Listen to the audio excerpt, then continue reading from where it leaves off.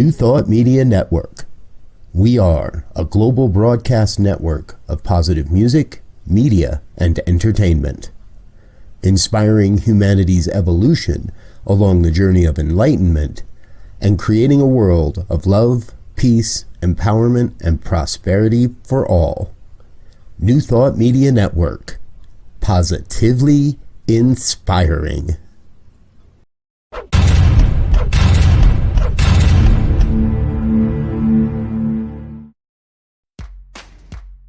Welcome to Ministers Talking a weekly program where Rev Brz and Rev Z and their guests chat about current affairs, world events, spiritual principles, and any old they want to talk about.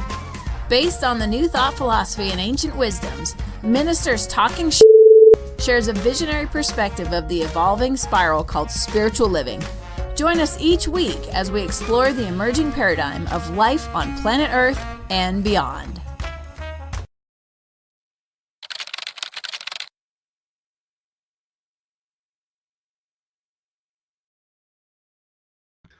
And good morning, dear ones. Rev Brz with you over here. Rev Z right here. And Rev Gilbert here. And Rev Brz is our special guest today. Welcome to Ministers Talking Shit. Happens every Friday morning here at 7 a.m. on the Mountain Time Zone. And we are very grateful that Rev Brz can be with us today. He's based out of Denver, Colorado area, and been a great longtime colleague and supporter and friend of ours both. And also on the network, you can see Mark here on our Saturday morning Science of Mind and Spirit conversation series on a periodic rotating basis. Real quick. Well, you were on last week, Mark. That's right. And so if you want to check that out, folks, head into the archives and check out Reverend Mark's talk from last week. It looks like you'll be with us again, excuse me, in early July. So we'll look forward to that. All right, folks, what a week. Now, I wasn't here last week, and I know you all had a rousing conversation with Rev Z around what's going on in the Supreme Court. We're going to talk about that in just a minute. However, the United States passed a rather auspicious and, well, somewhat depressing milestone this past week. I don't want to say celebrate, but I do want to say we honor the million Americans that have made their transition to another realm, in part because of the COVID virus and what we've been experiencing in the last 2 years. 1 million souls, gentlemen. That feels like a heavy, heavy number this time around.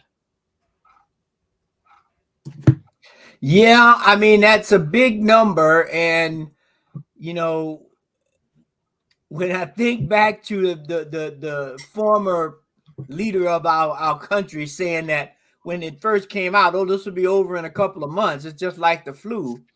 And now here we are almost 3 years later. If you start counting from that October, November time frame when they say we had a few cases and they were misdiagnosed. I mean, we've been dealing with this now for 3 years. We're over 1 million. The numbers are starting to tick back up now with the Omicron and some variant of the Omicron. Some people are even going back to mandating masks. So, excuse me. Yeah, I mean, it's a sad reminder. I'll put it that way, for us to have to acknowledge this in a way that we still, you know, a lot of people still say it's not real. It doesn't matter. It's not true. But the evidence shows otherwise. And my heart goes out to the family members and friends. And I've had family members pass and friends that have passed from COVID. So it's a continual wake-up call for people to be vigilant. Yeah, you know, my heart goes out to the people who've been impacted by this as well. And, you know, it's real in form. I think we can say that from a spiritual perspective. And there's some reasons evolutionarily why we're going through this. And, you know, ultimately we know there's great growth and positivity that will occur for us. And we know that on a spiritual level. But we tend to look at this, I think, sometimes from multiple levels. I know I can speak for myself that I look at my individual life and its impact upon me. Yeah, you know, the staying at home, the wearing the mask when you're out in public, and all the things we had to do during the shutdowns. And I feel blessed that, at least in my immediate circle, none of us died from COVID. Yet at the same time, I've had family members who have caught it and gone through illnesses with it, and blessedly recovered. So there's that personal level that we all look at, stories like this. And then there's these big numbers, like 1 million, like Robert's throwing out there, that's in the news. And sometimes it's hard for us to wrap our minds around that, because, we see it on the news and TV and media, but in our individual lives, we all have different perspectives. And for many people who might be listening to these words, they had their own individual stuff where maybe they were highly impacted by it and see it as really, really real, and others who have minimal impact, and many like myself who are in the mix somewhere. I know that I had a close family member this week say they had COVID. I had a minister colleague that I was on a call with yesterday who had just found out that she had COVID, and and both had symptoms. I think early on I was dealing with a lot of people who did not have symptoms from COVID. They had it and then got beyond it, et cetera. And then the whole debate around masks and taking the vaccines or not, and all of that. It's been an interesting dynamic for us to live through for the last few years. And I think I keep processing what's ours to learn from all of this. Where are we going? So on the one level, our hearts are open to and recognizing that unreal. People suffer with illness, people die, they have family members who are dying, and that's a very sad thing. But on the other hand, when we step back and look at it and say, what is the bigger picture, and where are we going with all of this, and what is ours as humanity to learn and to process and to grow and evolve through on this? Yeah, for me, this has been a huge demonstration of the oneness, that we really are all in part of this together. And I look at those big numbers, like 1 million. The population of Denver County here in Colorado is just over 3 million. And if I imagine 1/3, 1 out of every 3 people that I bump into in Denver County in a day as not being here, that makes it tough. And I think in a lot of ways, we like to be, we're so tired of it, we want to be over it. I went to a middle school choir performance last night, and I will say thank you, Spirit. It's my last one ever, last middle school choir concert I ever have to go to in my life. Unless I have grandkids, but up I was gonna say I've been doing them lately as a grandparent. And there were more people without masks than there were with. And we want so desperately to be over this that I think we're getting a little lackadaisical sometimes. We're laying back on our values a little bit, and because it's nice to not have to wear a mask. But then you go out to an event, you come home with a little tickle in your throat, or a little fever, or a little headache, and all of a sudden, wait, what did I? So I think the real point, folks, is we have to stay diligent. Yes, some of us have made it through this without vaccinations. I am personally proud that I've had my vaccinations, and I often wonder if the vaccinations don't embolden people to be less diligent. I've got my shots. I can go out and do whatever I want now. But can I really? And am I really just endangering other members of my family by not wearing a mask at this point? Yeah, I think the evidence shows that the vaccines are, effective in keeping you, if you do get you, it doesn't keep you from catching it or transmitting it, and that you're, if you do get it, you have a lesser symptom case with it. So, so I think if anybody looks at it, that it's, we can put our selfish eyes on. I got my vaccine. I'm going to go out. I'm going to wear a mask. Blah blah blah. And but if we look at the bigger picture and we recognize that we're all one, whether you've got the vaccine or not, you recognize you also are a player in this dynamic, interactive society of humanity. That's it's the oneness expressing the multiplicity of all these people, and we have a role not only for ourselves and our expression, but for the expression of other people. So we need to be mindful. And I think too many times people get so emotionally caught up in there's a degree of greed and selfishness that comes up when you get tired. You get worn down, and you focus on the world of stuff, and you think that's the only reality. And then you want to get, carve out your niche and protect your little area of life, so that so I'm not wearing a mask, or I'm going to do this and that kind of thing, without concern for the other expressions of spirit that are around us. And we need to be mindful. And the point you make there, Mark, that I think is so key is from the spiritual perspective. We have to look at it from the spiritual perspective, right? In that we know on the physical level what's happening, but as a spiritual being connected to all other spiritual beings, the idea of, as we have all said here this morning, the oneness, if nothing else, we're connected by the air that we breathe, which is one of the mechanisms for transmitting the virus. So, we have to be cognizant of our connection, and that at not only the physical level, but at the spiritual level, because when your spirit or energetic vibration drops, so does mine. And we know from lots of medical studies that this, sometimes, as they try to say, this invisible spiritual stuff has an effect on people's health, well-being, and recovery. And if we can't keep those things moving in a positive direction, they have unknown effects. Yeah, there's a dynamic tension between us all being all for one, and then expressing our uniqueness. Yes. And sometimes we come down on the. I often say it's like we're putting too weight on two different feet. Sometimes we're on the the selfish material. It's all about me, and then the other time maybe we can be altruistic and focus on the greater good for all. And so we do this daily balance every day of shifting in our emotional state and our perspective of how we look at life. Are we really seeing the greater good and focused on the greater good for all, or are we moving into the greed is good side of life and selfish?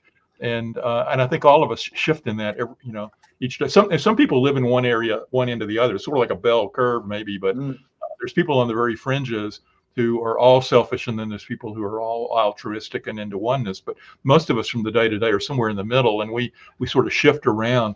Yeah. And so the key is to honor the different perspectives of other people, so that if they're not taking vaccines, or are taking vaccine, or wearing masks, or not wearing masks, it's we can argue and all of the things that we want to do, from our perspective on the issue. But on the other, if we can step back and say it's not mine to correct everybody in the world and what they're doing, and to see that we all express our uniqueness in our own ways. Yeah. Mark, you mentioned the word fringe there, and it really sparked for me. One of the other stories we want to talk about today, folks, is the Supreme Court. And that to me seems like a fringe right now. We've got 9 people. It would appear that they're poised to repeal the Roe versus Wade decision.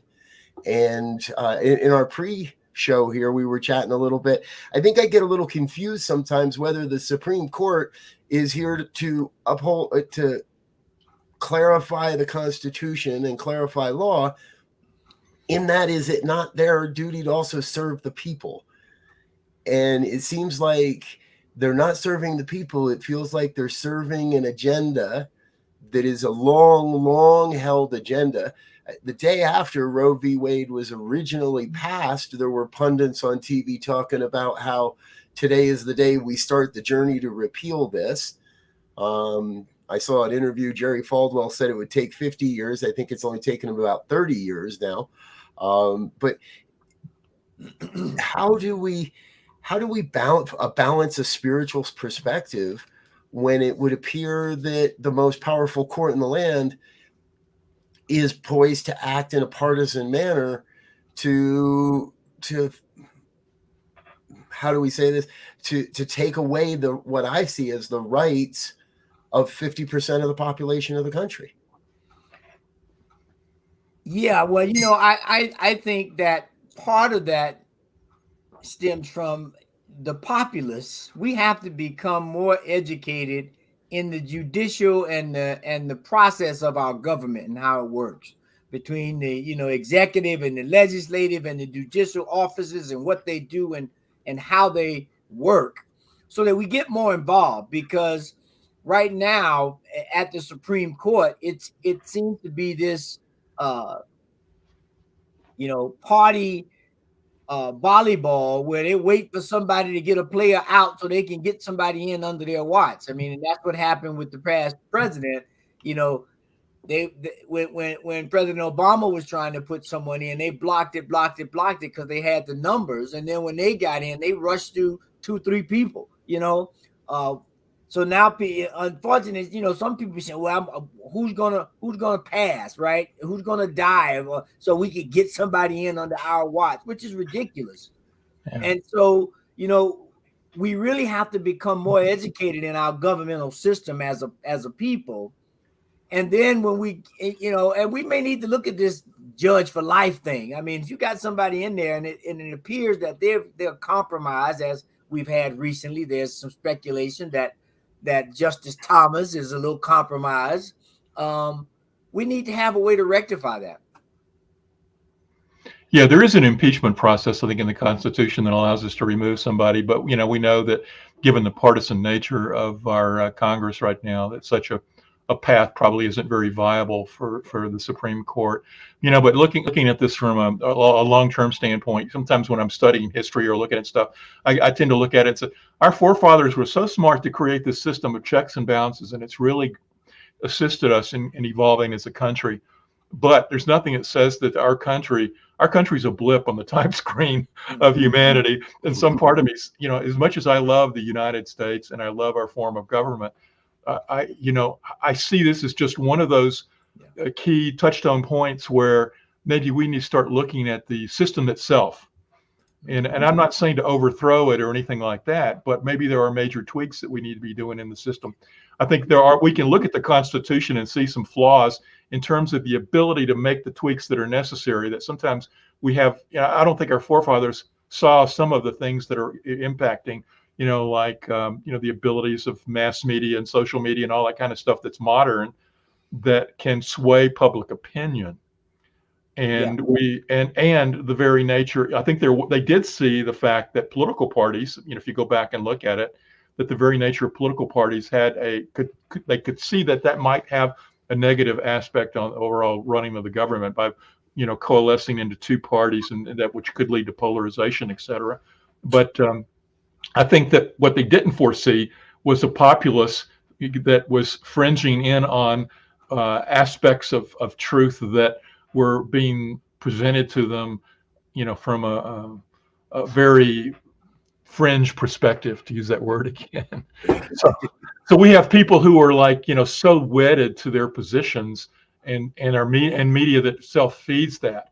Not only, the 24 news media, but also social media and their algorithms that push us to content to us that, is what we like and already believe. So, and we all have that natural confirmation bias within us that psychology talks about, where we seek out stuff that confirms what we already think we know. And so we have all these factors that are going into play that have pushed people apart. And now we see this tension. And so when we backing up and looking at all of this, you can go, wow, it can't maintain this tension. When you maintain something, either snaps or there is a reassessing of the tension. And so I think that we're going to be doing that in some form or fashion. And it may not be on the material realm what we necessarily want to see or experience, but there's going to have to be some changes. Yeah, and Linda brings up a point here. She says, reproductive health is a medical decision primarily, right? So we got this thing because in some ways, and I'll say it that way, this particular law is about legislating morality. Is what we and that's not what the government is supposed to be doing. It's not supposed to be legislating morality, right? And so we have this, and there's so many contradictions when if they want to go down this morality thing. I mean, they're probably going to lose that race 100 times out of 101, right? Because there's so many different cases where the moral high ground that gets played as a card sometime with our system can't hold water. Well, no one's morally 100%. Not one of us on this planet hasn't made a quote moral mistake or a slip or made a bad judgment. And we can look at any politician on the planet, and there's something there somewhere, whether they've been really good at hiding it all these years or whether they don't care and people can see it. So I agree with you, right? We have to stop legislating morality.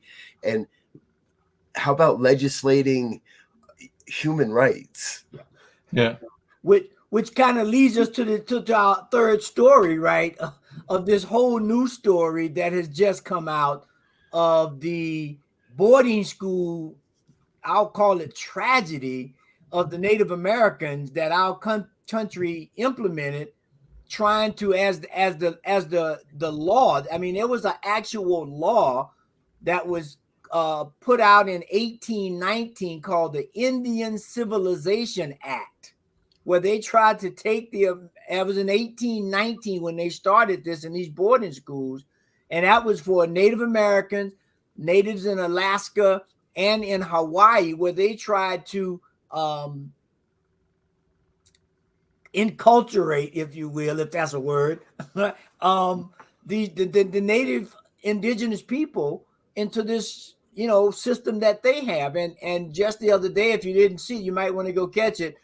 Deb Harlan, I think I'm pronouncing her name right. She's the Secretary of Interior, who is a Native American descendant of the Laguna tribe, a Pueblo out in Arizona, who have been there since 1200, way before Columbus said he discovered something that somebody was already on.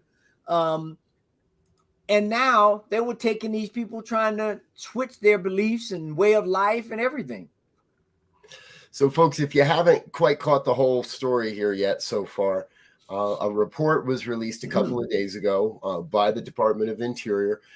And in the United States, we have identified roughly 500 boarding schools for Native American children, indigenous people here in the United States. This sounds a lot like the story that came out of Canada a handful of months ago. It is. It's the same story. It's just we were doing it on this side of the border like it was happening on that side of the border. And this happens all over the planet. We've seen this type of behavior in Australia when the quote whites wanted to colonize Australia, and we're now seeing the evidence of it here. As of current count, they've found at least 500. There are saying in some of these articles, it says that this number could rise to tens of thousands of children that were mentally, sexually, physically abused, and it would appear in often cases murdered and thrown into mass graves and burial grounds around these schools. I'm sure at the time it was like, oh yeah, no big deal. That's, oh well, the kid died. But in the light of, with hindsight being 2020, we've been atrocious. The colonizers of this planet, wherever that's happened, has been atrocious. And I think, and we're now being called to reckon for that. I think we're being called to do that deep inner work to figure out how do we create some sort of healing around this. Everywhere we look in our history, as you're right, Robert, we see these, evidence of in our past that there were these atrocious events that, that now with, we can now say this was sad, this was bad, this is not who we are. And that might've been who we were at that time, but now where can we put our attention? Look how we've grown. Look how this is a news story. Look how we now know from a society standpoint, this is unacceptable. That the things that these atrocious things, slavery, the treatment of these, indigenous people, all of that was atrocious. And that the fact that we now see it as atrocious is something we should focus on as well, to recognize that we have grown and evolved to a level of consciousness that says that we won't do that. But then we look around us and we see evidence of it here. And how can we turn that and move to a higher, state? It's one of these things where sometimes when, back to the abortion discussion a moment ago, when people are, I'm not for abortion, but I am for choice, and I think that's where many of us are. And the issue then becomes, What about when a child is born? Like, can we not put as much energy into ensuring the quality of life for somebody once they're here physically as we're putting into for the attention of fetuses? And it's not to say that I'm for abortion. It's the fact that I'm for life. I'm for the expression of the higher life. And when we look at what the atrocious things we did in the past, yes, they're bad. And yes, we're still doing bad things now. And how can we weed out the bad things and live with the vision of the world that we know that's possible? And right now, we're all called to, in our consciousness, to use these little reminders to say, we are no longer that as a person, but who are we going forward, and what are we going to do, and what are we going to be? And how can we raise the quality of life for everybody here? For many of the people who are anti-abortion, I would really love to see as much energy focused on creating the best life for the people who are here. Yes, stay with that issue as much as your passion and heart's desire to it, but let's also spend as much passion and energy on creating, income equality, education equality, rights to, basic living needs for every person, so that the standard that we all have here is to move us out of basic needs so we can all be less focused on survival and more on thriving. How can we assure the equal rights? And if we look at it, there's plenty of evidence in the current society of things that we've done that have moved us forward. So not only we're no longer like the past, but there's things even in the recent past we can, although we're fearful that some of the recent rights, like rights for gays and lesbians for marriage and things of that nature, have been made law. There's always fear that we're going to slip back because of some of the things that are current. But I think that as much as we can keep the eyes on the prize of where we want to go, with equality for everybody, and everybody have all of their lives met, then we can really truly work towards a world that works for everybody. Yeah, and I agree with that 100%. And I think one of the, as you mentioned earlier, we have this balancing act that we have to do, right, between the different points of view, the different sides of an argument, and as has been shown in media, one of the Native American terms that they use, maybe overuse, is that that the white man speak with the forked tongue, right? Says one thing, does another. And so I think what we have to, this issue, just like the issue with slavery, a lot of people, this is mental health month, right? And so a lot of focus is on getting our mental state together and dealing with past traumas. And it often seems as if people want to move on very quickly from some of these traumatic things because mentally they can't deal with them. I don't want to deal with them. But we know, especially from a spiritual perspective, if you have an issue and you don't resolve it and you push it down, it's going to get stronger and come back in a more robust way. That's just the nature. Like if you pull a weed in your yard and you don't get the whole root, that weed comes back stronger and that root is deeper, and it's going to be more difficult to get it out the next time you try to remove it. And that's what we have to, one of the subjects that you're really adept on, Mark, is spiral dynamics, right? And so we started at 0.0, we come around now, we're at 0.1 or whatever it is. We're moving up, but sometimes that difference doesn't look a lot different, but it is. And we have to begin, I believe, to do that kind of work so that we look forward, knowing that we're going on the spiral, but each time we need to be trying to rectify and give ourselves a greater footing at the level we are now. And that's going to require some spiritual work, some physical work, some financial work. I mean, because now they're looking at, for the Native Americans, is there any financial compensation? Well, slaves been looking for reparation forever because they were promised 40 acres and a mule. So this is what happened when we don't stand on the truth. Yeah, and the Native Americans owned the 40 acres. They were nurturing those mules and those 40 acres from the beginning. Yes.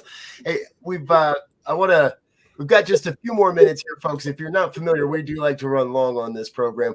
And I'm sorry we don't have your name on the screen here, but it's a great question from one of our viewers. How can we shift the race consciousness of this great discussion when so many are focused on separation and hate? And I think we're speaking to it. It's not buy into it. we don't sit here on Friday mornings and try to make people wrong. Exactly. And we don't sit here and use names, and we don't sit here and do personal based attacks, because we want to change the system. So the best way is to love your brother and your neighbor, is to love the people around you, is to continually look for where the similarities are, rather than just, oh, you watch Fox News, so I'm not going to talk to you, or, oh, you're wearing a red colored hat, so I'm not going to talk to you.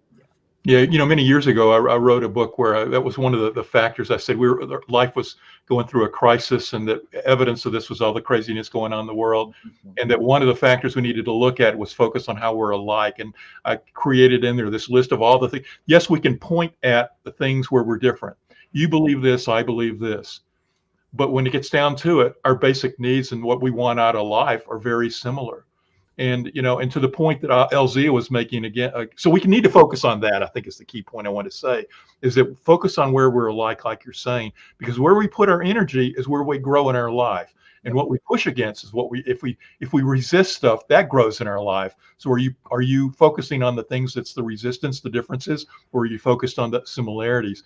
So it's a shifting of our attention. A lot of people say, I can't jump from disliking you to loving you, in one step. And so it's a gradual process of moving forward, of changing your emotions around other people and seeing the similarities like them, to the point of us growing up the spiral.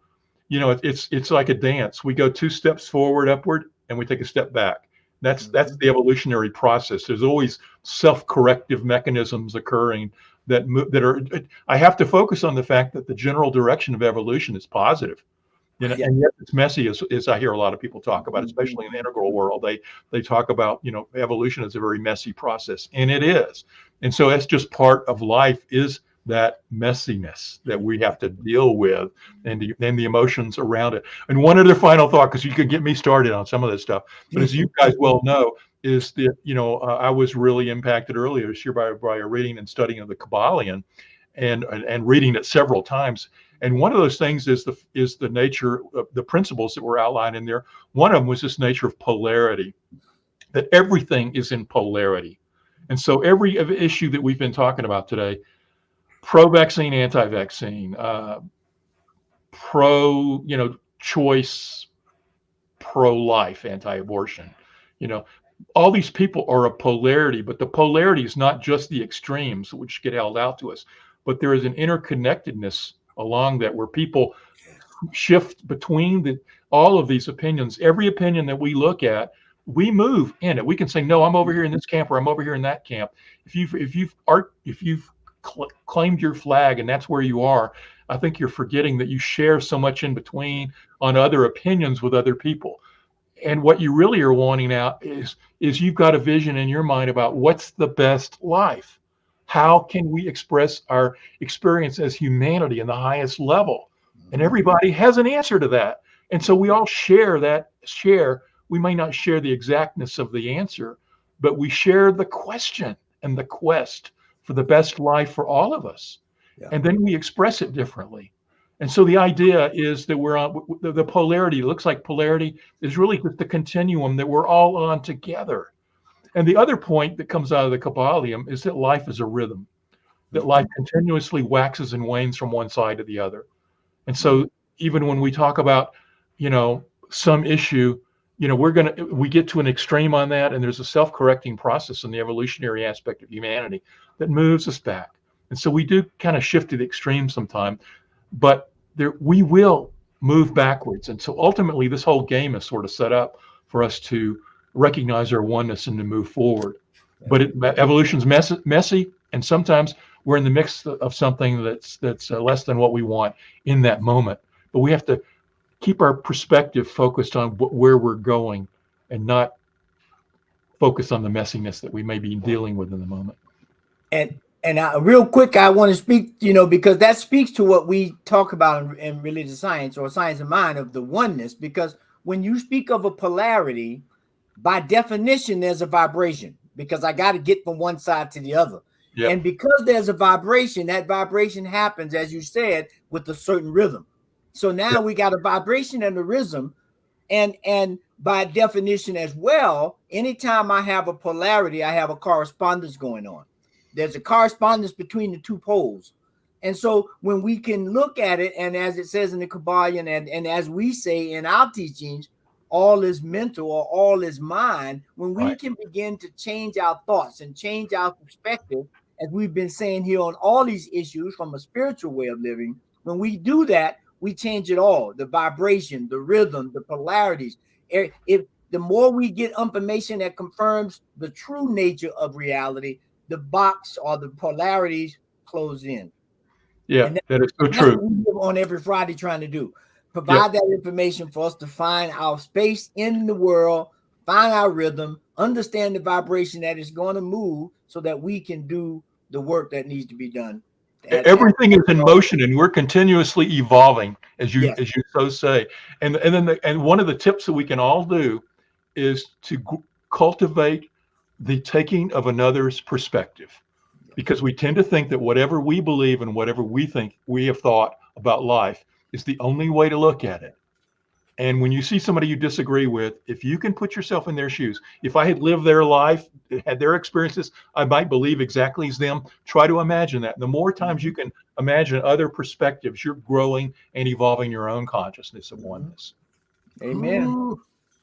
Yes, baby. We getting into it now, and we're almost at that point where we've got to turn over the airwaves to our next program. So we're going to stick around for another moment, folks. Let us say thank you to our sponsors and our committed givers first, and then we're going to come back with just a couple more minutes of final thoughts on this very deep and very great discussion. Stick with us. We'll be right back on Ministers Talking Shit.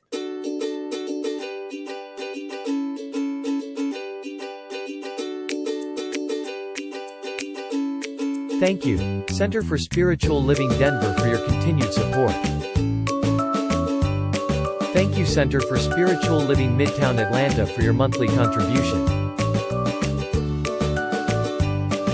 Thank you, Center for Spiritual Living North Jersey, for your monthly contribution.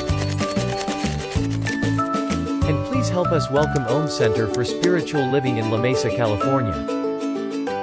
Thank you for your monthly donation. Thank you, Center for Spiritual Living Seattle, for your most generous donation. And a special thanks to Hefferlin Foundation for your generous technology grant.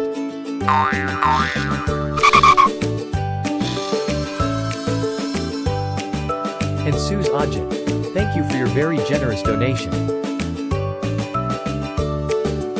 And a super special thank you to Dr. Tracy Brown, RSCP.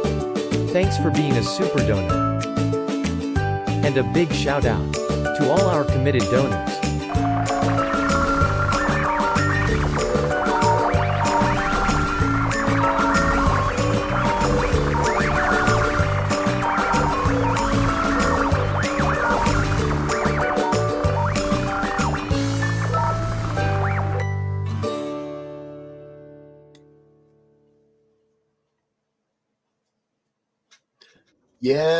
Yes. Thank you to all of our committed donors and sponsors. If you'd like to get your name on that movie, head on over to our website, ntmedia.org. Click on donate, make it a monthly donation, and we'll get you added into the next movie, which I'm a little overdue on, so I'll be working on that soon. All right, folks. We have definitely, I want to highlight a couple of things here. Lori Carlson, yes, cultivating the taking of another's perspective. We've definitely touched some buttons. Hello, Fiona, all the way from Geneva. Lori Carlson here. Dr. Tim Stewart with us today as well. Good to see you, Dr. Tim. Glad you're here. Our good friend Wayne, probably one of our greatest supporters. Thank you, Wayne. Do right by your friends. We've touched a lot of bases, guys, in just the last minute or two that we have left here. What do we want people to walk away with today? What's our final thoughts? And Z, we're going to kick it to you first, and then we'll go to you, Mark. I would say the best thing that we can do is be lifelong learners. And as Emerson would say, don't go where the path may lead you. Go where there's no path and leave a trail when we start talking about these subjects and issues and spiritual perspectives, so that we can all begin to see different perspectives, as Mark said earlier. Yeah, for me, it's keeping your attention and focus on where we want to go, and that we can get so stuck in the past or in the current world events, and we can look at those and learn from them, but keep your attention and focus and moving forward, and always take the bigger perspective. To the degree that we all get mired in our individualness and our individual beliefs, we need to recognize that's occurring in our lives and take a moment to say, okay, what's the bigger picture and the bigger direction for us? And try to take a moment to understand the perspective of others around you. Beautiful. Thank you. For me, I'm really touched, and I'm really reminded today through this discussion that it's going to take every one of us. It's going to take every one of us, but we are the ones that have that the world's been waiting for. The philosophy of New Thought and the science of mind in specific has prepared those of us that have been studying this to be in this place, to bridge this apparent divide. And as we've talked about so much today, it's a spectrum. There is no hard division between red and blue, right and left, this and that, right? We're all coming to a greater perspective of life. And sometimes if you have to watch Tucker Carlson to figure out, to have a different viewpoint, you do that. But whatever it may be, please go out there today, love your neighbors, love your friends, and more importantly, love those that you don't agree with, love those that you don't see eye to eye with, even if that's just a little something, until you can come to a greater understanding of their perspective. Gentlemen, I want to thank you both. This has been a great conversation today. If you're watching us live, thank you for being here with us. If you're watching on a replay, thank you for that as well. Regardless, hit the like button, hit the share button, hit whatever buttons you want to hit. But let some friends know what we're doing here. We're going to be here every Friday morning. We have been for a couple of years now. We're no signs of stopping. So join us every Friday, 7 a.m. Mountain Time on the New Thought Media Network. Until next time, we wish you peace and richest blessings. And thanks for listening to this week's episode of Ministers Talking. We'll be back again next week with more commentary on current affairs, world events, and any other our ministers want to talk about. And if you found value here, please share our with your friends. Until next time, peace and blessings.